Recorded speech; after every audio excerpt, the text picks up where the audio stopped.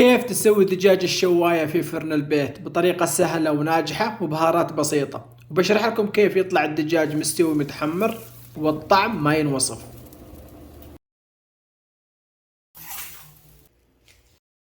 أول شيء عندي 3 حبات دجاج. الدجاج على حسب رغبتكم، حبة حبتين 3 اللي تشتوا تسووه. ملعقة مليانة ثوم بودر، بصل بودر، بهارات الكاري، كزبرة ناشفة مطحونة، فلفل أبيض أو أسود، ملعقة مليانة كمون، بابريكا حلوة أو فلفل حار اللي موجود. لكمية البهارات هذه بحتاج ملعقتين مليانين ملح. أخلط البهارات مع بعض تمام. وبعد ما خلطت البهارات بحتاج لكل حبة دجاج ملعقة إلا ربع، والباقي أحتفظ فيها لمرة ثانية. والآن أحشي الدجاج بالبهارات بالشكل هذا.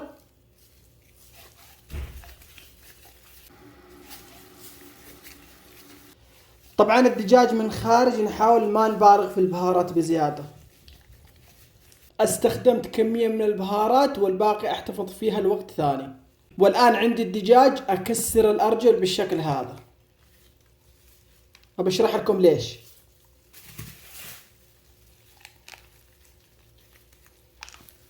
وعندي هذا سيخ الفرن، وهذه المسامير أو المشابك أو الشوك. أهم حاجة نثبتها تمام. وهنا الدجاجة مثل ما قلت لكم في البداية نكسر أرجلها بالشكل هذا. الآن ندخل الأرجل أو الدبابيس بالشكل هذا، ونجيب السيخ وندخل السيخ. طبعا السيخ المشابك هذه نثبتها فين؟ في الأفخاذ، علشان السيخ والدجاجة يكونوا يدوروا مع بعض. بعض الأحيان الدجاجة ما تتثبت، تجلس 5 دقائق 10 دقائق وبعدين تفك، يكون السيخ يدور والدجاجة تكون ثابتة، فما تدور فما تستوي معانا تمام. وبالنسبة للجناح بسوي فيه بالشكل هذا، ما نحتاج أعواد أسنان أو قصدير أو أي شيء.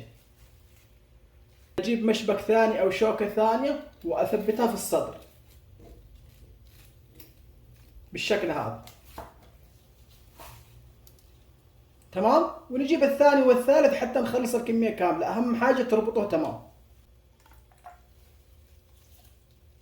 وهذول هم بعد ما جهزتم الثلاث. طبعا الفرن ياخذ 2، بس أنا أسوي فيه 3 عادي جدا. عندي مشابك قديمة استخدمها عادي.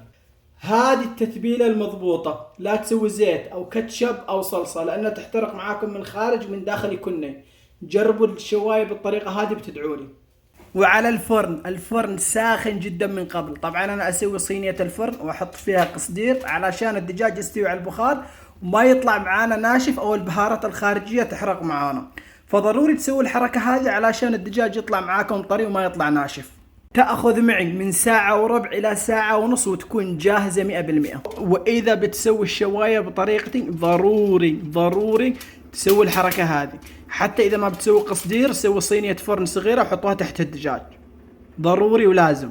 ودرجة حرارة الفرن من تحت 200 ومن فوق 160 أو 180 بعد ساعة. وهذا هو بعد 1:30 بالضبط.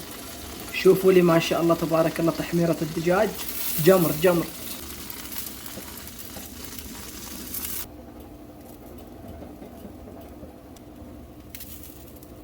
أقدمه مع الرز الشعبي الأبيض. طبعا طريقة الرز موجودة في الحساب أو موجودة في قناتي على اليوتيوب شيف هاني. وهذا الدجاج جاهز ما شاء الله تبارك الله.